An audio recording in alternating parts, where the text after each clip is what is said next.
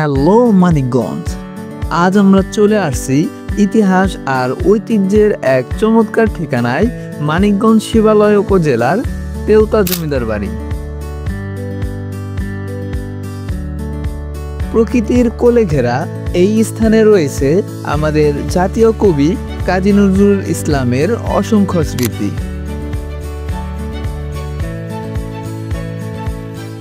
তেওতা জমিদার বাড়ি যাওয়ার পথেই পেয়ে যাবেন সুন্দর একটি নদী, যা আপনার ভ্রমণের অভিজ্ঞতাকে আরো সুন্দর করে তুলবে।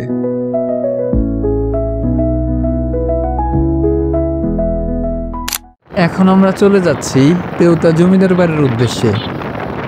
তো এই ভিডিওতে থাকবে জমিদার বাড়ি ভ্রমণের সম্পূর্ণ গাইডলাইন এবং জানানোর চেষ্টা করব এই জমিদার বাড়ির পূর্বের ইতিহাস। তো চলুন ভিডিও শুরু করা যাক। প্রবেশ করতেই চোখে পড়বে কাজী নজরুল ইসলামের স্ত্রী প্রমেলা দেবীর সাথে একটি স্মৃতিময় ছবি।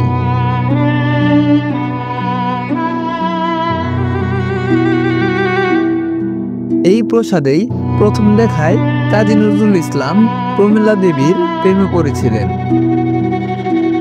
এই ভালোবাসার সাক্ষী হয়ে দাঁড়িয়ে আছে এই তেওতা জমিদার বাড়ির প্রতিটি দেয়াল।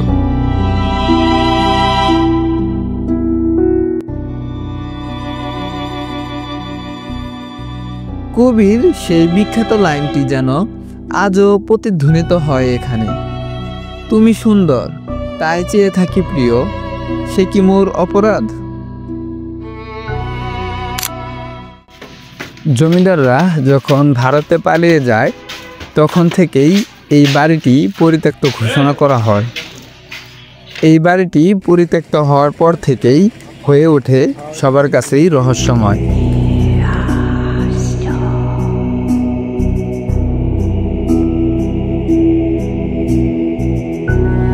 যখন ভিডিও শ্যুট নিচ্ছিলাম তখন স্থানীয় কিছু ছোট ভাই আমাদের দেখে দৌড়ে চলে আসে এবং ওদের সঙ্গে আমার ভ্রমণটা আরো আনন্দময় হয়ে ওঠে।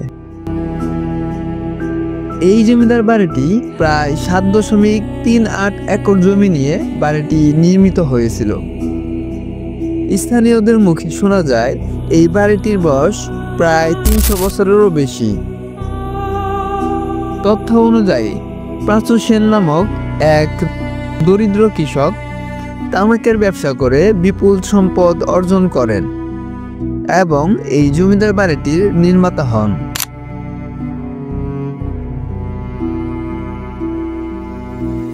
পরবর্তীতে জয়শঙ্কর ও হেমশঙ্কর এই প্রাসাদের রাজত্ব করতেন, যার নাম দেওয়া হয় হেমশঙ্কর অ্যাসেটস ও জয়শঙ্কর অ্যাসেটস।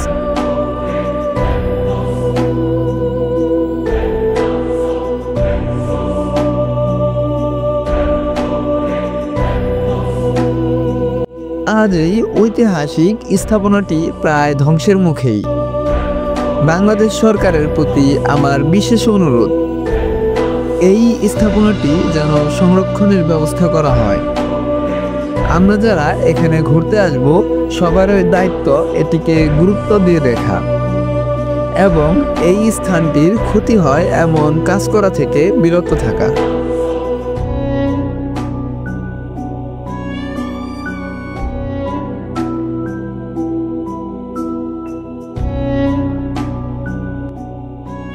যারা ঢাকা থেকে আসবেন তারা গাবতলী বাস স্ট্যান্ড থেকে সেলফি বা যাত্রী সেবা পরিবহনে উঠবেন এবং নেমে যাবেন আরিচা ঘাট। সেখান থেকে একটি অটো বা সিএনজি নিয়ে পৌঁছে যাবেন আজকের ভ্রমণ গন্তব্য তেওতা জমিদার বাড়ি। এই ছিল আমাদের আজকের তেওতা জমিদার বাড়ির ভ্রমণ গল্প। আপনার মতামত বা অভিজ্ঞতা থাকলে অবশ্যই কমেন্টে জানাতে ভুলবেন না। নতুন ভ্রমণের গল্প নিয়ে আবারও হাজির হব। সেই পর্যন্ত ভালো থাকবেন, সুস্থ থাকবেন। আর হ্যাঁ, রেদওয়ান ট্রাভেল ব্লগস চ্যানেলটি সাবস্ক্রাইব করতে ভুলবেন না।